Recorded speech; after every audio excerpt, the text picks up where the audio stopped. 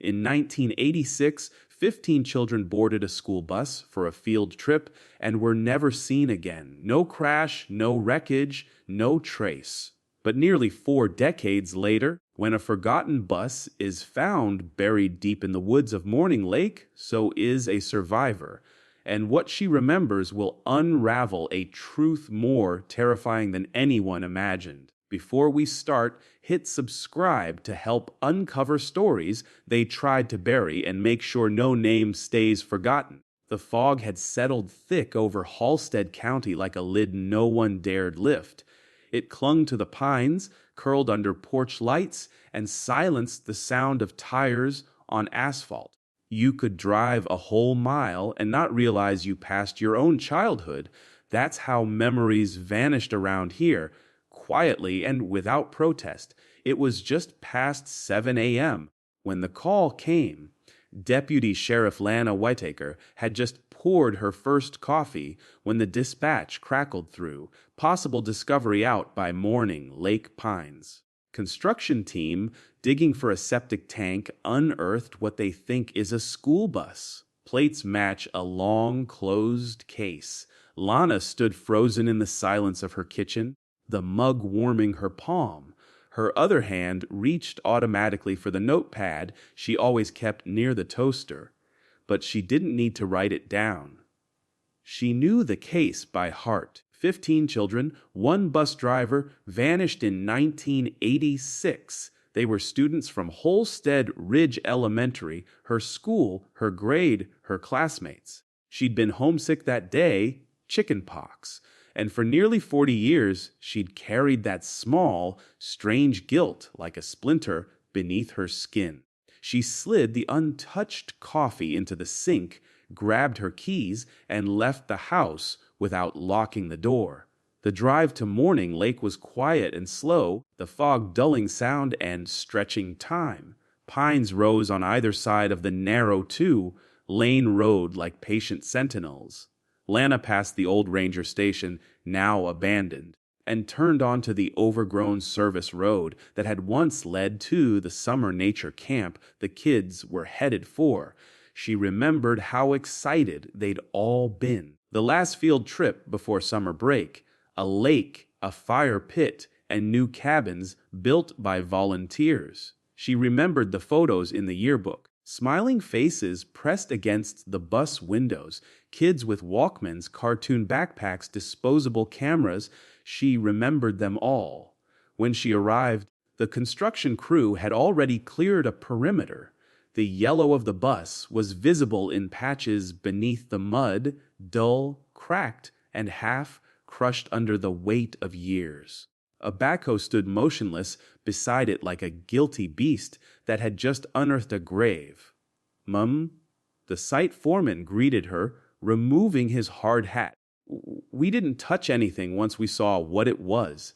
You'll want to see this." Lana nodded, her throat too tight to speak. They had cleared one side of the vehicle enough to open the emergency exit door. A sour, earthy smell hung in the air, and inside was dust, mold, and the brittle decay of time. The seats were still in place. Some of the seat belts were latched. A pink lunchbox sat on the floor beneath the third row. A child's shoe lay on the back step, covered in dried moss, but no bodies. The bus was empty. That made it worse somehow. A hollow monument, a question mark, buried in dirt. Lana stepped inside, her boots creaking on the warped floor. The air was stale and heavy. As she reached the front, she saw it taped to the dashboard, barely faded, a class list written in the looping, cheerful handwriting of Miss Delaney, the homeroom teacher who had vanished with them. 15 names, all ages 9 to 11, at the bottom. Someone had scrawled a message in a different hand, darker, sloppier, written over in red marker. "We never made it to Morning Lake." Lana stepped back out of the bus. The air felt colder now. Somewhere behind her, a bird called out, but it sounded more like a warning than a greeting. She turned to the site foreman, her voice flat. "Seal off the area."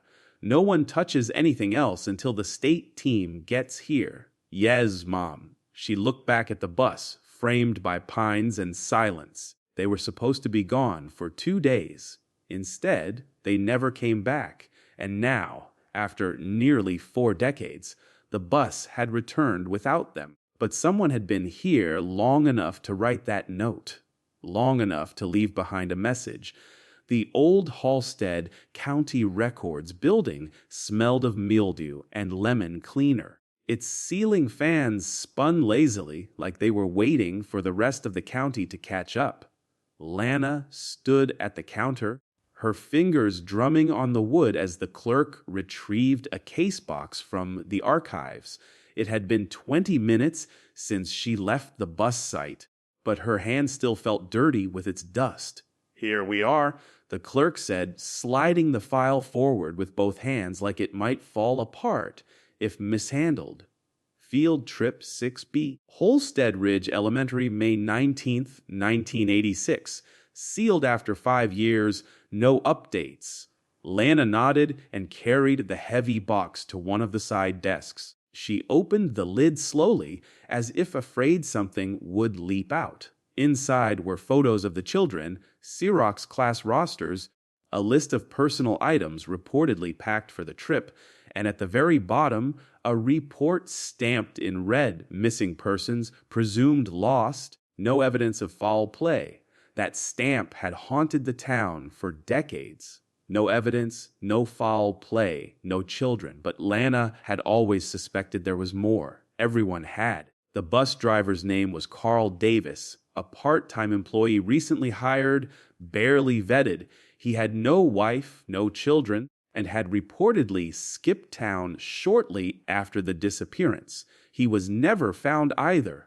And then there was the substitute teacher. Miss Delaney was sick that week. In her place, Emma Twell, a woman no one remembered hiring. The records listed her address, but it was now an overgrown lot on the edge of town. She'd never been seen again either. Lana leaned back in her chair, staring at the photocopied class photo. She still remembered their names, their laughter in the halls, their little backpacks swinging as they raced toward the yellow bus in the parking lot.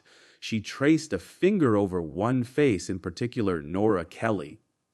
Wide green eyes, a missing tooth, and a pink ribbon tied in her hair. Nora had lived 2 houses down from Lana back then. They had shared popsicles on the curb every summer. The photo made Lana's chest ache until a knock snapped her back into the present. Deputy Harris stood in the doorway, eyes wide. "Sheriff, you need to see this." They were at the hospital 15 minutes later. A woman had been found by a fishing couple half a mile from the dig site. She was barefoot, dressed in tattered clothes that didn't match any local brands. She was dehydrated, malnourished, and barely conscious, but she was alive. The nurse stopped Lana outside the exam room. "She's stable, no-id, mid-30s. Keep saying she's 12 years old." We thought it was trauma until she gave us her name. The nurse handed Lana a clipboard, scrawled across the top in trembling handwriting, "Nora Kelly." Lana's knees nearly buckled. "She says she was on a school field trip," the nurse added gently, "and that she's been trying to get home ever since." The woman inside the room sat up slowly when Lana entered. Her hair was long, tangled, her face drawn and pale. But the eyes, they were unmistakable. Green, wide. Lana stopped at the foot of the bed. "Nora." The woman blinked. Her eyes welled up. "You got old," she whispered, a tear sliding down her cheek. Lana felt her throat close. You remember me?" Nora nodded. "You had chickenpox. You were supposed to come, too." Tears burned in Lana's eyes. She walked slowly to the chair beside the bed and sat, too stunned to speak. "They told me no one would remember." Nora whispered. "That no one would come." "Who told you that?" Lana asked gently. Nora looked past her out the window, then she turned back, voice a whisper. "We never made it to Morning Lake." The sun had dipped behind the trees by the time Lana drove back to the sheriff's office. The golden hour light filtered through the blinds, casting long stripes across her desk. She didn't sit down. Instead, she stood staring at the whiteboard she had cleared that morning. It now held 50 names tacked up in two neat columns. Above them, in red marker, Morning Lake Field Trip, May 19th, 86. Below, a new heading, Nora Kelly, survived, returned. She circled Nora's name, then added, found May 5th, 2025, near Morning Lake site. Appears to have aged normally. Believes she's 12 years old. No memory of events after the bus left school. Repeats the phrase, we never made it to Morning Lake. Lena exhaled slowly. Something didn't make sense. If Nora had been alive all this time, where had she been? And what about the others? By 9 p.m., she was back at the hospital. The doctors had run basic evaluations. No signs of injury beyond sun exposure, dehydration, and psychological trauma. Her DNA was being processed, but Lana didn't need the test. It was her, she was sure. Nora had been moved to a quieter wing. When Lana entered, she found her curled beneath a blanket, staring at a small paper cup of water on the tray. Hi again, Lana said softly. Nora looked up. Her face still held the gaunt fragility of someone too long away from the world, but her voice was clearer. You believe me? Don't you? I do, Lana said. Nora gave a sad smile. Most don't. Lana took a seat. Can I ask you something? Nora nodded. Do you remember the bus ride? Nora looked down. Only the beginning. The driver didn't talk much. He wasn't our usual guy. And there was someone else, a man waiting by the fork in the road. Lana leaned forward. Do you remember what he looked like? Not really. I think he had a beard. I just remember what he said. What was that? Nora's voice dropped to a whisper. He said the lake wasn't ready for us yet, that we'd have to wait. Lana felt the chill crawl up her arms. I got on the bus, Nora said. And then... I don't know. I woke up in a barn, but it wasn't a barn anymore. It was like a home, but the windows were covered and the clocks were all wrong. What do you mean? They always said it was Tuesday, even when it wasn't. They wouldn't let us talk about before. We had to use new names. Lana tried to keep her face neutral. Who's they? Nora swallowed. There were two of them at first. A woman and the man. She called him Mr. Avery. I don't know if it was his real name. She disappeared after a few months. I think she got sick.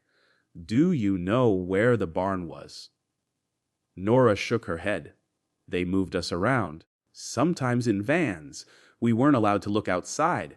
They said people had forgotten about us, that it was better this way.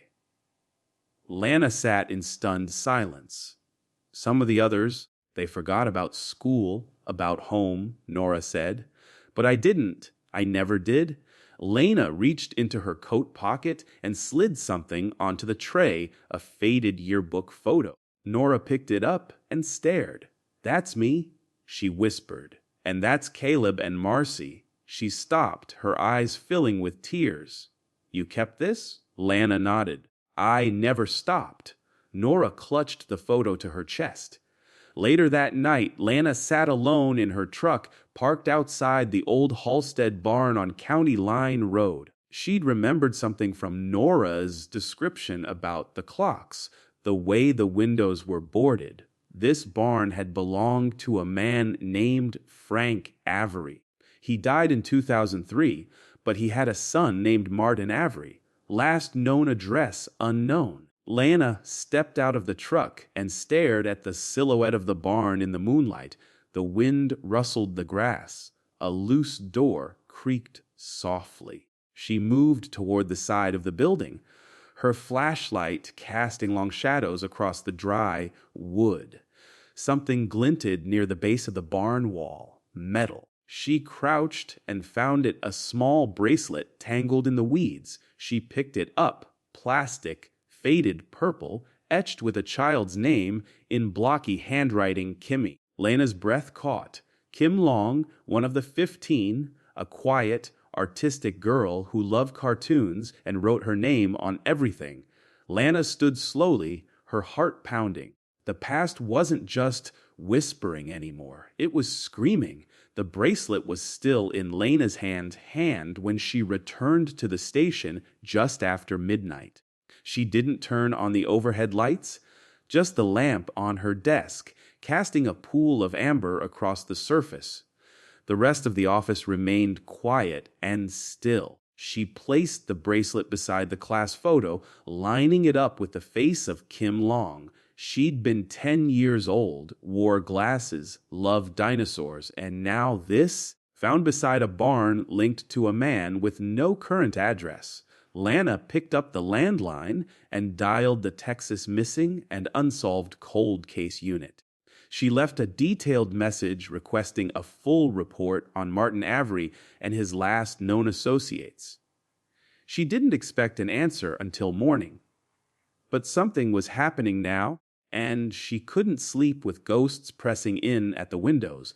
By sunrise, the Morning Lake dig site was buzzing with quiet urgency. More of the earth around the buried bus had been cleared, and a second team from the state's historical preservation unit had arrived to document the excavation, less because of its history and more because of what it now represented. Lana stood beside the emergency exit, arms folded, watching the forensic techs catalog every inch of the hollowed shell. She had barely slept. Her mind was too loud with memory and unease. Sheriff, one of the investigators called, lifting a sealed evidence sleeve. "You're going to want to see this." She walked over. The tech, a man in his late 40s with square glasses and a quiet voice, held the plastic pouch carefully. Inside was a photograph, color slightly curled at the edges, but not aged like it should have been.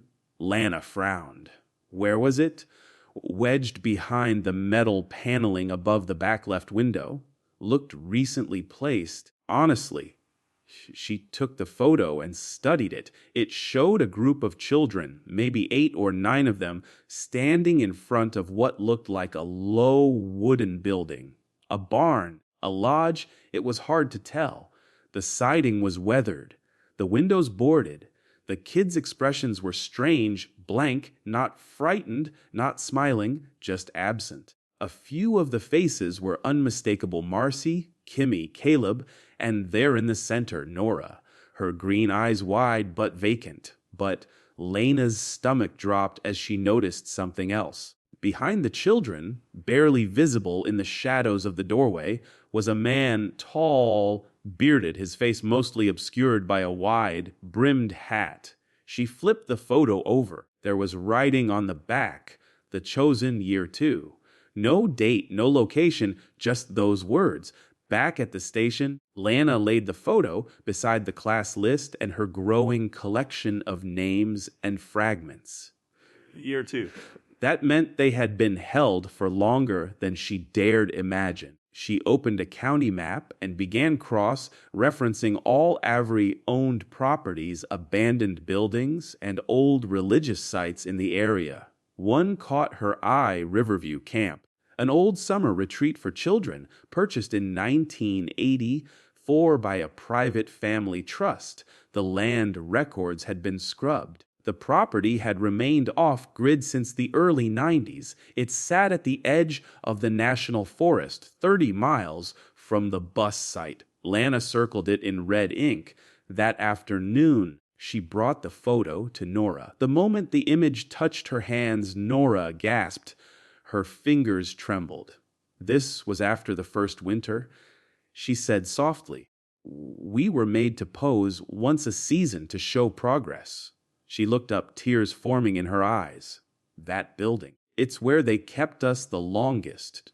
Do you know where it is?" Nora shook her head slowly. "We weren't allowed outside without blindfolds, but I remember sounds. A river, a whistle at sunset, and the air. It always smelled like burning pine. Lena's mind clicked into gear. Riverview Camp was named for its proximity to a river bend, and there had once been a logging train that passed through that region. Its whistle used to echo for miles at dusk. "Do you recognize this man?" Lana asked, pointing to the shadowed figure in the photo. Nora hesitated. "That's not Mr. Avery," she whispered. "That's someone worse. They called him Father Elijah, but he wasn't a priest. He just liked the sound of it." Lena felt a chill work up her spine. "What happened to him?" Nora stared at the photo. "I don't know. He just stopped coming one day after year 3. Then we were moved again. Different place, different rules. Some didn't make it, some," she broke off, her voice cracking. "Some forgot their own names." Lena placed a gentle hand on Nora's. "You didn't forget," she said. "You came back." Nora gave a fragile nod. "But they're still out there. Some of them. I feel it. The others." She looked Lana directly in the eyes. "They don't want to be found." That night, Lana drove north toward Riverview Camp. The road narrowed to gravel, and the trees thickened like walls. Fog gathered low on the ground, curling between roots and old fence posts. Her headlights caught a faded wooden sign half swallowed by vines.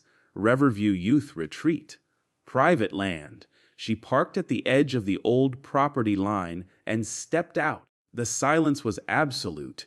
No birds, no rustling wind, just the low hiss of distant water. Maybe a river. Lana took a flashlight and followed the overgrown path. Halfway down the trail, she saw the building from the photo.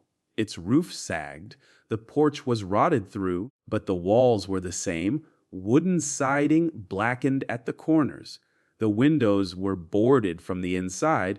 She approached slowly. Just before stepping onto the porch, she froze in the dirt. Fresh footprints, small ones, a child's.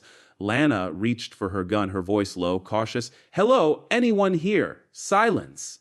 Then, from somewhere inside, the soft creak of floorboards and a whisper, a child's voice, just audible in the dark. "You're not supposed to be here." Lena's hand gripped the flashlight tighter as she stepped slowly onto the warped porch. The wood groaned under her weight. Another whisper echoed from inside low, almost playful. She came anyway. The door was cracked open, just a sliver. No recent signs of forced entry, no new locks or chains. But the smell, earthy and metallic, drifted out like the air hadn't moved in years. Lana nudged the door with her foot. It opened with a long creak. Her beam swept across the room, bare walls, dust, choked air, the skeletal remains of furniture long since abandoned. But what caught her eye first was what had been carved into the far wall words, children's names, some scratched shallow, as if rushed, others carved deep, angrily, again and again, like someone was trying not to forget. Kimmy, Marcy, Elijah, crossed out. Caleb, Sam, a question mark beside it. Nora, Nora, Nora, 3 times, one below the other. Lana swallowed hard. This wasn't just a hiding place. It had been a prison.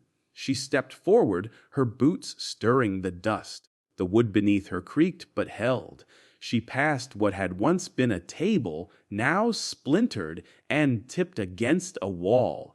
There was something beneath it. She crouched, a box, metal, rusted at the edges, but intact. She pried it open slowly. Inside were papers, yellowed and damp, but on top, a thin stack of Polaroids bound by a rubber band. She lifted them out. Children again, but not posed this time. These were candid, taken from angles that made them feel wrong. Some were sleeping, some eating. One was crying in the corner of a narrow, windowless room. Each photo had a name written on the back, but not their real names. Iodove, glory, silence, obedience. The last photo was different. A child standing alone by a tree, her face turned away, but her left arm was visible, and Lana saw what she was meant to a bracelet, purple plastic, the same kind she had found near the barn. Kimmy, she flipped the photo, disobeyed. Suddenly, a soft creak behind her. Lana stood quickly, flashlight darting across the room. "Hello?" she called out. "I'm not here to hurt anyone. I'm here to help." Silence, and then, softly, from the second floor above, "You're not like them." Lana turned toward the staircase, old and brittle, but still holding. Slowly, she climbed each step, her breath shallow, hand hovering near her sidearm. At the top landing, she paused. One of the doors at the end of the hall was slightly open, a faint flicker of candlelight visible through the gap. She moved toward it. Inside, the air was warmer. Someone had been here. The walls were covered in children's drawings, charcoal and pencil, crude but deliberate. She scanned them, heart thudding. One drawing showed a line of children walking in the woods. Another, a man with no face, arms stretched wide like wings.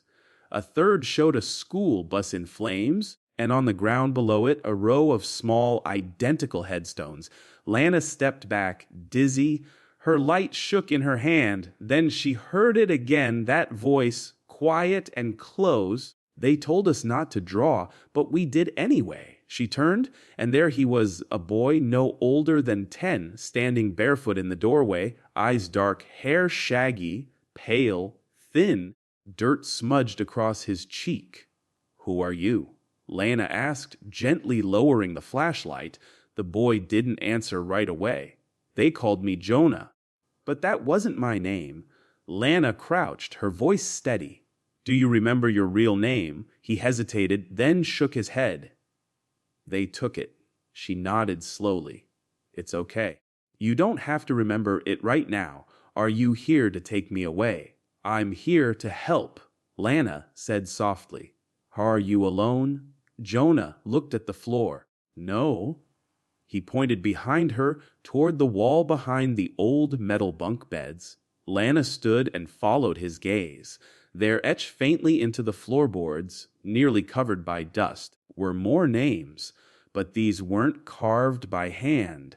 They had been burned into the wood, with heat or time or something she couldn't quite explain. The wood around them was scorched, and beneath them, in black ink, was written names we must not forget. There were 12 names. 3 were circled, and the rest were crossed out. Lana sat with Jonah in the back of her SUV, the boy wrapped in a heavy blanket, silent except for the soft rustle of the emergency thermal foil crinkling with each movement. His eyes, gray, distant, and far older than any 10-year-olds, stared out the window as if waiting for something to leap from the trees. They hadn't spoken much on the drive back. He hadn't asked where they were going. He hadn't asked why she had come. Only one thing seemed to matter to him. Are the others coming back, too? Lana hadn't answered because she didn't know. At the station, she gently ushered him into the back office, one she rarely used, and pulled the blinds shut. A local social worker was on her way, but Lana had insisted on being the one to talk to him first. She brought him a juice box, an old wool hoodie, and a set of photos she'd printed from the original yearbook, laminated and faded from time.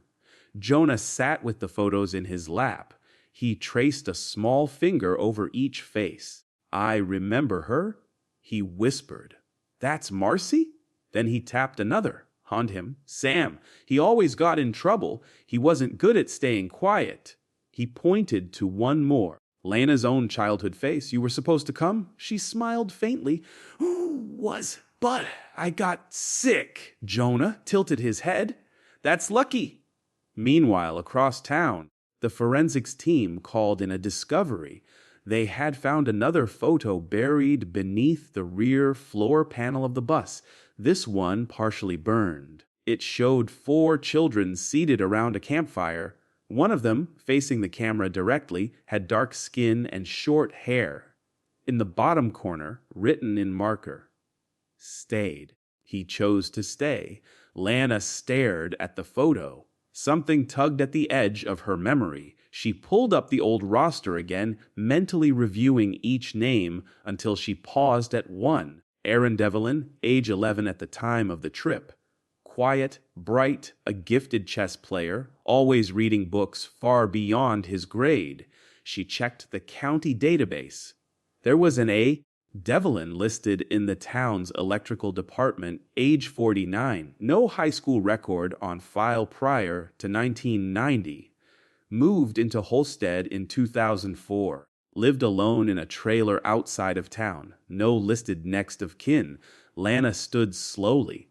She didn't believe in coincidences anymore.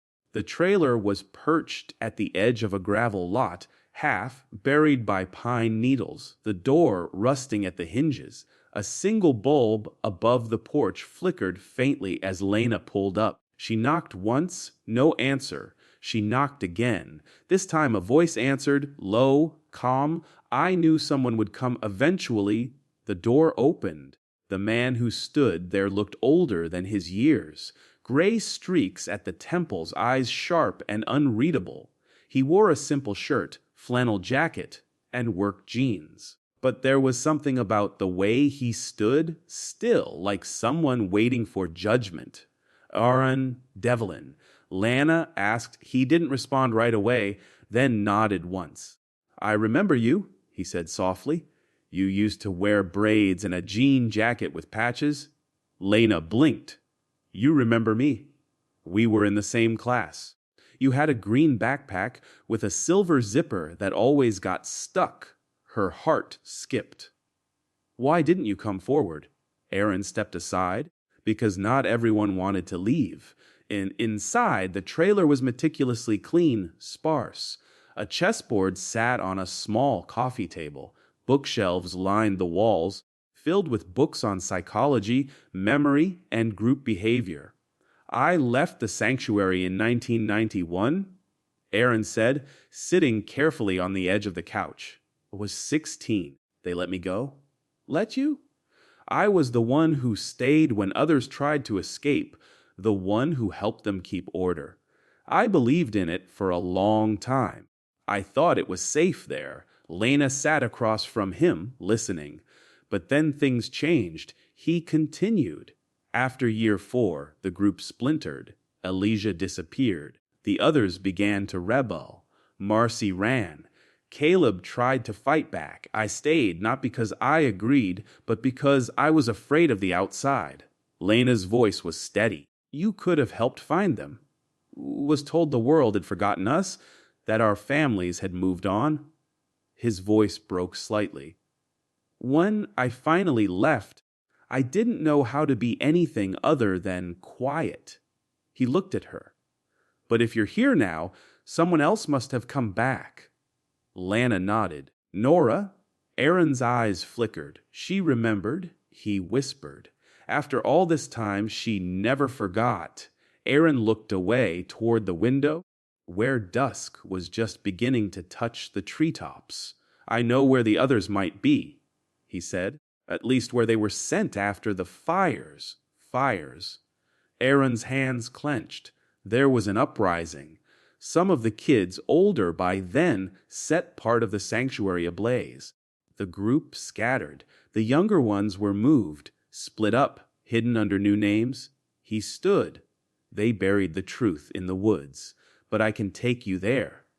That night, Lana met Nora in her hospital room and showed her the photo of the boy at the fire, her breath caught. She stared at it like she was seeing a ghost. He stayed behind, she whispered. We thought he was gone, but he stayed, and they listened to him. She looked up.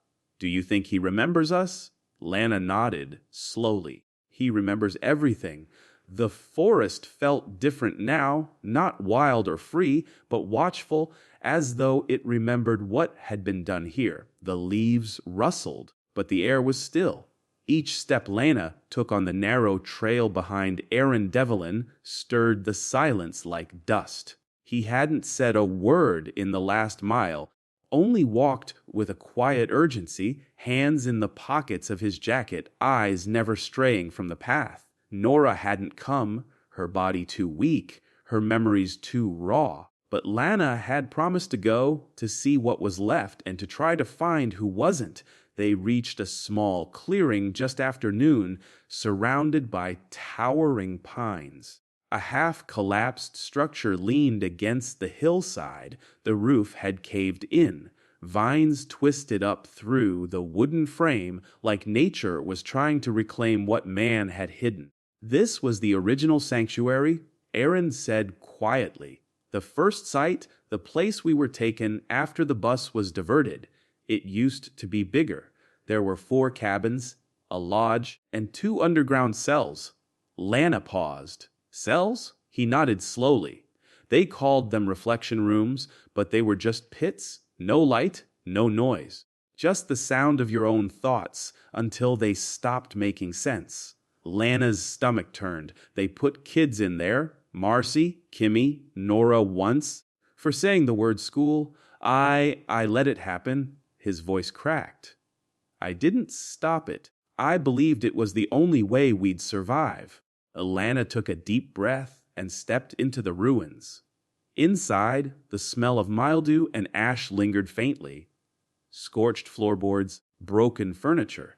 But in one corner, shielded beneath a collapsed beam, was something intact, a set of 3 small lockers, rusted but still upright. Aaron joined her. These were ours, he said.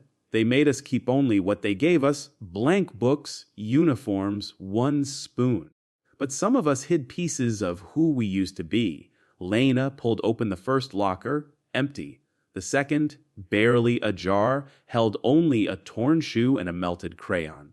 But the third, something was there, a bundle wrapped in cloth. She carefully lifted it out and opened it. Inside, a cracked cassette player, a child's bracelet, and a drawing carefully preserved in plastic. It showed a girl standing on a hill beneath a full moon. She wore a red ribbon, and in her hand was a sign. 3 words were written on it. We are still here. Lana knelt, the drawing in her lap. It wasn't just a plea. It was a declaration. Aaron crouched beside her. Nora drew that. I remember the day before she ran. You said they scattered the others. Lana whispered. Where? He pointed toward the ridge behind the old sanctuary. There's a second trail, hidden. That's where they moved the younger ones when the fire came. They didn't call it sanctuary anymore. What did they call it? Aaron's eyes darkened. Haven. 2 hours later, Lana stood at the crest of the ridge. The sun was beginning to dip low, sending long beams through the trees. Ahead, partially camouflaged by moss and age, stood a concrete structure built into the hillside. There were no signs, no markings, no path, only a steel door rusted at the hinges. Aaron approached it slowly. This was where they took the ones too young to question or the ones too broken to resist. It was quieter here, colder. They didn't teach anymore, just observed. They'd call it watching the fruit ripen. I didn't understand what they meant at the time, but it was about control, about waiting. For what? Lana asked. Aaron looked away. For obedience, for full forgetting. He placed his palm on the cold metal. There's a room inside, sealed last I saw. They called it the garden. No lights, just voices. They made some of us stay in there until we stopped asking to leave. Lana shivered. And what happened to the ones who didn't stop asking? He didn't answer. They pried open the door with an emergency jack from Lana's truck. The air inside was damp and still. Her flashlight beam swept across cement floors, water-stained walls, and broken furniture. Scratches lined the walls, names, symbols, short messages etched with fingernails, keys, or worse. But what stopped Lana cold was a small door to the right. A plaque hung crookedly above it. The only word on it, garden. She turned to Aaron. He nodded slowly. Some of them are still alive. "Sheriff," he said quietly. "I don't know where, but I know it in my bones." He stepped back, his voice a whisper, because I hear them in my dreams calling each other by the names they weren't supposed to say. Back at the hospital, Nora awoke just after midnight, heart pounding, breath shallow. The fluorescent lights flickered gently overhead. A nurse entered, startled by her expression. "You? Okay, sweetie." Nora stared at her. "I had a dream," she whispered, "but it wasn't mine." The nurse leaned closer. "There was a room," Nora continued. "No light, cold walls, and someone whispering." She swallowed hard. "They were saying my name." The garden wasn't a room, it was a void. Lana stood just inside the threshold, her flashlight beam trembling as it pierced the heavy dark. The walls were close, the ceiling low, and the air, thick and unmoving, felt as though it hadn't been breathed in decades. No furniture, no windows, just concrete. But the smell, that same faint mix of damp earth, old metal, and something else, something fainter, almost sweet, made Lana pause.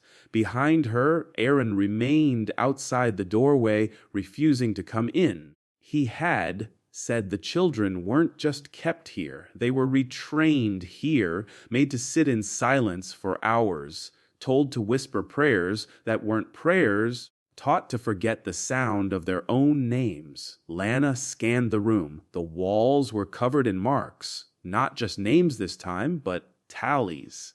Hundreds, maybe thousands, each one scratched in sequence, counting something time, days, punishments. In the far corner, her beam caught the edge of something buried beneath dust and broken plaster. She knelt carefully and brushed it free, a small recorder, the kind used by journalists or investigators, battered, the tape inside nearly disintegrated. She flipped it over, etched into the plastic with a pin or nail. For the ones who remember, she slipped it into an evidence bag, her hand suddenly unsteady. Because this wasn't some relic left behind for curiosity. It was a message someone had wanted to be heard. At the station, Lana called in the tech team to carefully restore the cassette. It took hours, but by early evening, the tape was ready to play, just once. It was too fragile for repeated runs. She asked to be alone when they played it back. The lights were low. The rain had started tapping against the station windows. She pressed play. Static. Then a voice, small, weak. "This is Kimmy, I think. I don't know anymore. It's dark. I can't tell how long I've been here, but I think I remember school. I think I had a brother." Lana sat forward. "They don't let us say real names. They say that's how the world finds you. But I write them anyway, even if it's just in my head." A long pause. "If anyone finds this, don't believe them when they say we ran away. We didn't. We were taken. We were made into something else." Another pause. "But I'm not gone. Not yet." The tape clicked. Lana sat in the silence, pulse racing. The tape was old, the voice was younger, more hesitant, but unmistakably Kimmy Leong's. That night, she brought the recorder to Nora at the hospital. When she played the tape, Nora covered her mouth. "I remember this," she whispered. She used to practice her voice, like she wanted someone to hear it the right way someday. She was trying to hold on. Lana said gently, "She never gave up." Nora nodded. Even when the others started to fade, she reached for the tape, then stopped. "She's alive," she said quietly. "I don't know how I know that, but I do." Lena didn't argue, because the voice hadn't sounded like someone at the end. It had sounded like someone waiting. The next day, Aaron handed Lana a map, hand-drawn from memory. He pointed to a spot near the far end of the woods, just beyond the second ridge. There was a hatch hidden in the roots of a tree that had been split by lightning. They used it when they wanted to move people without being seen. "You think it's still there, if they were smart," Aaron said.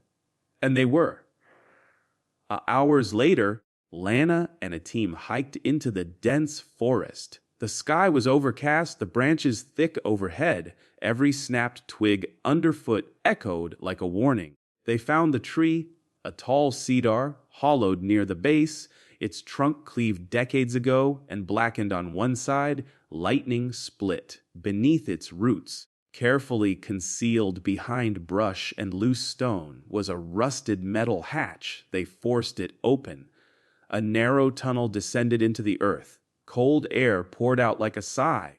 Lana led the way down the old ladder.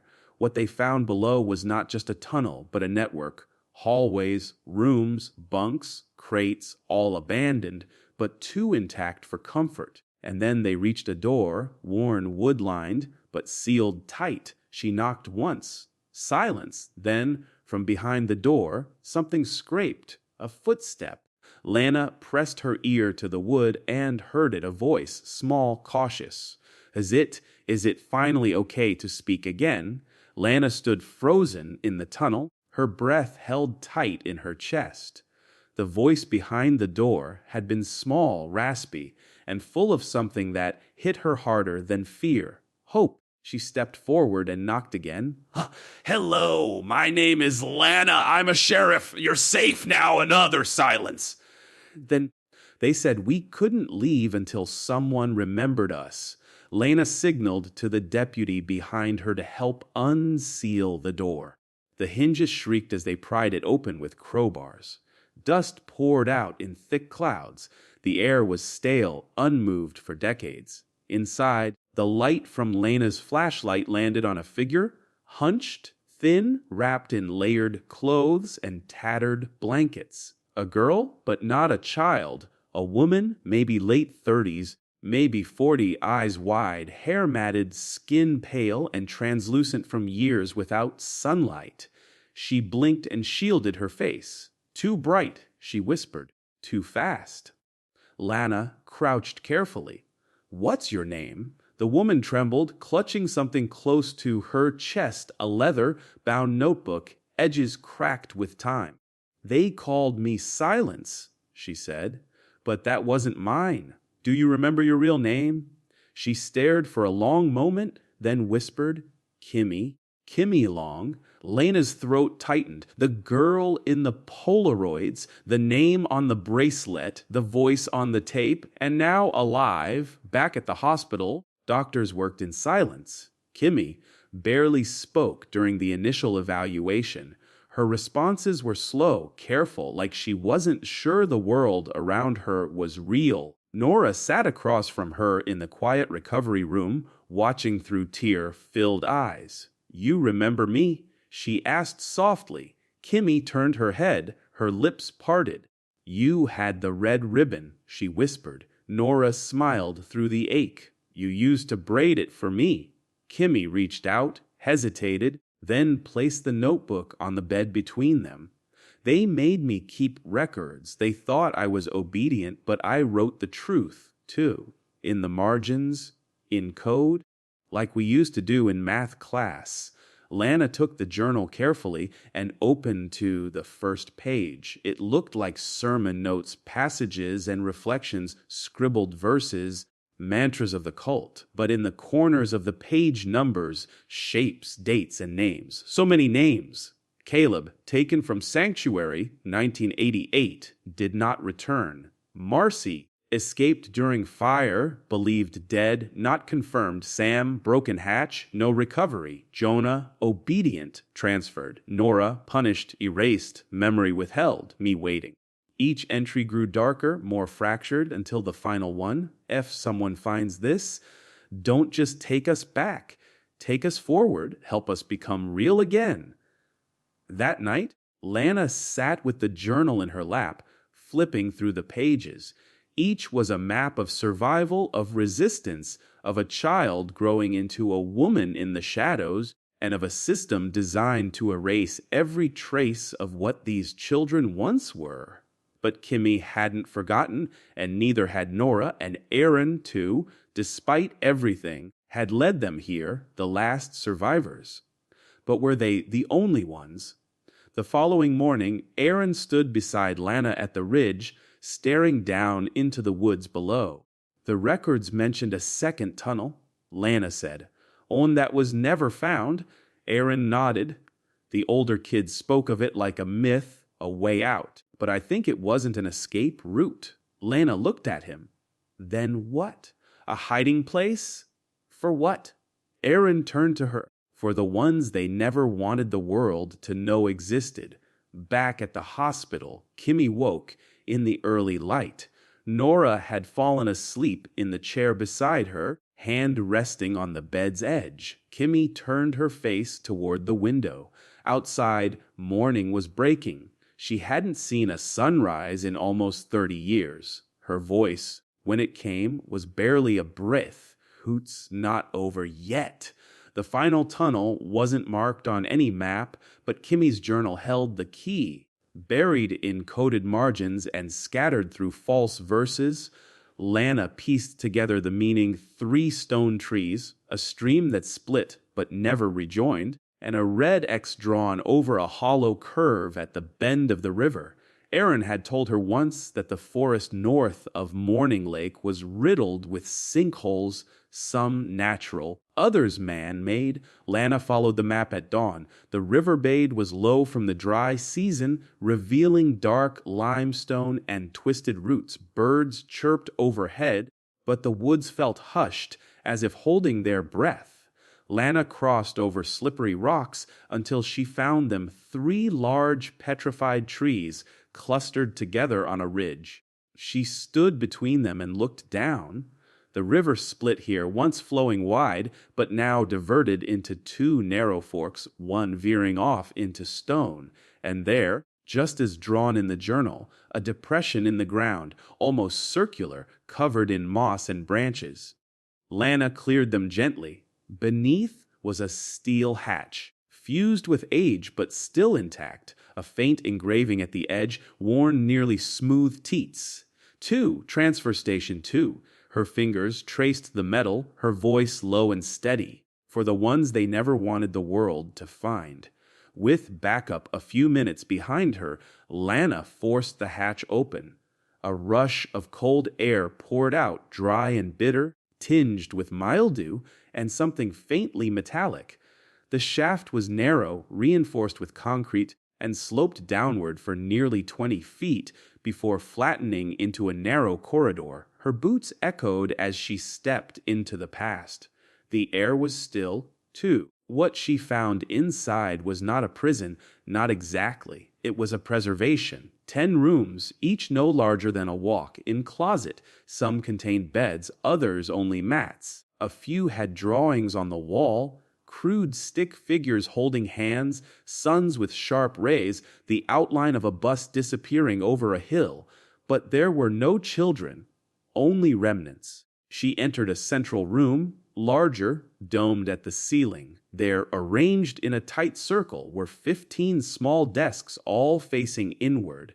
Each one had a nameplate. Some Lana recognized, some she didn't. At the center of the circle, beneath a dusty glass dome, was a locked case. Inside it, a book. Lana broke the glass gently and retrieved it. The cover was plain black, worn leather, but when she opened it, her breath caught. The final curriculum. Inside were typed lessons, handwritten notes, and margins filled with erratic scribbles. Words repeated over and over. Obedience is safety. Memory is danger. The past is the infection. The future is correction. Each page grew more unstable. Notes scrawled by different hands, some childlike, others firm. A name repeated on page after page, Cassia, then crossed out, then written again. On the very last page, Cassia did not forget. Cassia ran. Cassia saw what they did in room 6. Room 6 is sealed. Elena turned to her radio. Requesting search team. Possible hidden chamber off main structure. Look for room 6. Static. Then copy that. They found room 6 behind a false wall, its door bricked over, sealed in concrete. It took hours, but when they finally breached it, The air hit them like a wave of time gone wrong. Inside were no beds, no windows, just photographs. Hundreds of them children in uniforms, children kneeling, children standing in rows with blank faces. And then, in the center of the far wall, a mural painted by hand. It showed a girl running through trees, her arms outstretched. Her face turned upward toward the light, the words painted beneath. Cassia remembered. She left the light on for us. Back at the hospital, Kimmy sat upright as Lana laid the photo from room 6 before her. Tears welled. That was her, she whispered. Cassia. She was older than us. Quiet. She never joined the chants. They said she disappeared during year 3. Did she escape? Lana asked. Kimmy shook her head. She wasn't trying to escape. She looked up. She was trying to leave a door open. That night, Lana stood at the edge of Morning Lake. The stars shimmered across the surface. 15 children were taken. 3 had returned. But now there was evidence that others had survived, if only for a while. The final journal entries, the mural, the tape, all of it pointed to one unthinkable truth. Some of the missing never died. They simply disappeared into a place the world was never meant to see. And at least one of them, Cassia, had fought to be remembered. The mural haunted Lana. The face of the girl, Cassia, painted in swirls of blue and gold, arms outstretched as if trying to fly. She was older than the others in the photos, maybe 14, maybe 15. Her presence in the sealed room suggested something different about her. Cassia hadn't been a victim. She had been a witness, maybe even a whistleblower. Lana returned to the station and reopened a forgotten file, a state ward transfers 1991 to 1993.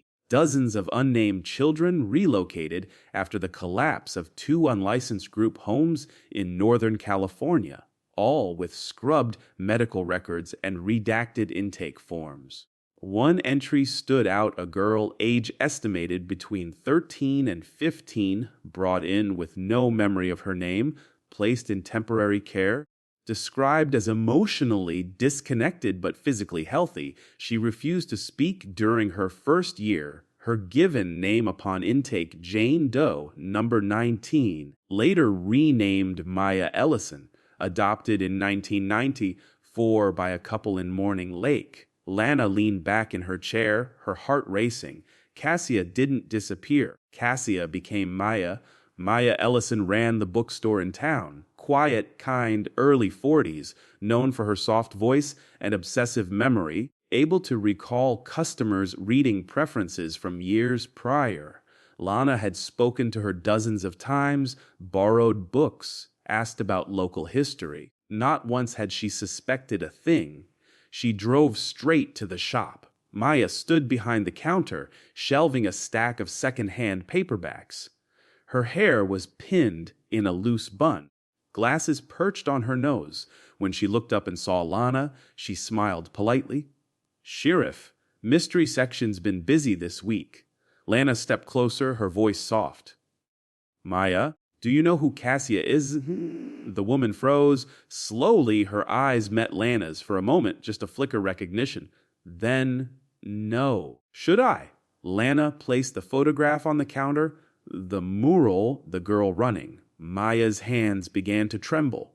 Lana waited. I used to dream about her," Maya said quietly. "I thought she was made up. A story I told myself. She would say things I didn't understand, about names, about tunnels, about forgetting." Her voice broke. "I thought it was trauma from someone else's life. I never believed it was mine." Lana laid her hand gently over Maya's. "What was yours? You didn't just survive. You tried to leave a light on." Maya pressed her fingers to her lips. Tears filled her eyes. "I was so afraid," she whispered. "They told us if we left, no one would believe us, that the world didn't want us." "They were wrong," Lana said. "You were found." Later that night, Lana brought Maya to meet Kimmy. The moment the door opened, Kimmy stood upright. The two women stared at each other, one frozen in the past, the other having built a life outside of it. Then Kimmy whispered, "Cassia," and Maya whispered back, "Kimmy." They embraced slowly at first, then fiercely. Tears fell, but no one said much. They didn't need to. The silence between them wasn't empty. It was proof they had endured. Aaron visited the next morning.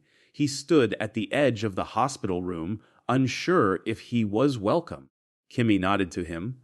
"You're the reason they weren't all forgotten," she said. "You stayed."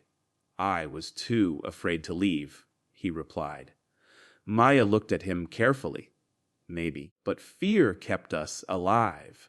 Then she reached into her bag and pulled out a photo, one the investigators had recovered from room 6, but hadn't known how to identify. It showed a group of older children standing near the base of a tree. One boy in particular stood slightly apart from the rest, eyes down, shoulders stiff. Aaron stared. "I thought they burned that," he whispered. "You remembered your name?" Maya said. "That's more than most." By the week's end, Lana gathered everything: the journals, the photos, the mural replica, the taped confessions, the recovered belongings. She filed an official report titled "The Morning Lake 15," a case reopened. It would take months, maybe years, for the full truth to come out. The state would investigate what was missed. Families would come forward. Some might sue, some would mourn, but others, like Nora, Kimmy, and Maya, had a different goal. They wanted to start a foundation for lost children, for the unheard, for those who had their names taken but found them again. On a warm spring morning, Lana returned to the lake. The sun sparkled on the surface. Ducks passed silently across the water. A small wooden sign now stood at the edge of the dock. It read, "Memory of the missing, to those who waited in silence. Your names are remembered." She knelt and placed a Polaroid beneath the sign, the one from the old mural, the girl running toward the light. And then she stood, because there were others out there, and maybe, just maybe, some of them were still waiting. 3 months later, the town of Morning Lake was quiet again. Tourists came and went. The school reopened. The missing children's case made national headlines, and behind all the noise, the town slowly began to breathe again. But for those who had lived it, the wounds hadn't fully healed. Not yet. Nora was the first to leave. She moved to Seattle, started taking classes, and began painting again, something she hadn't done since she was a girl. Her first canvas was of the mural Cassia had painted in room 6. "It's not just about surviving," she told Lana before leaving. "It's about creating something no one can take away." Kimmy chose to stay. She lived in a small cottage near the edge of the woods. The townspeople were kind. Some remembered her name from old prayer lists. Some remembered her mother. She visited the lake every week and left a flower at the wooden sign. She never brought her journal, but she always brought her voice. Sometimes she just spoke aloud to the trees. Names, real ones. Maya returned to her bookstore. But it wasn't just stories she shelved now. She hosted free workshops for youth, quiet spaces for those who didn't have safe homes or even safe memories. Every Friday, she set out tea and read aloud from books the children chose. No one asked about her past, but sometimes during breaks, she'd trace the outline of a certain mural in the back room with her fingers. As for Aaron, he left Morning Lake quietly. No goodbye, no forwarding address. Lana later found a note slipped beneath her office door. "There's more out there. I've heard whispers. Other towns, other kids. I wasn't brave enough then. Maybe I can be now." Taped to the letter was a photo of a bus, old, rusted, but familiar. On the back, one word: or Arcadia. Alana kept the letter in her desk drawer. She didn't open a new case. Not yet. But sometimes at night, when the wind rustled the trees outside her window, she'd think of that name, of the ones they had found and the ones they hadn't. She'd look up at the stars over Morning Lake and wonder how many names the world had forgotten and how many were still waiting for someone like Kimmy or Cassia or Lana to remember them.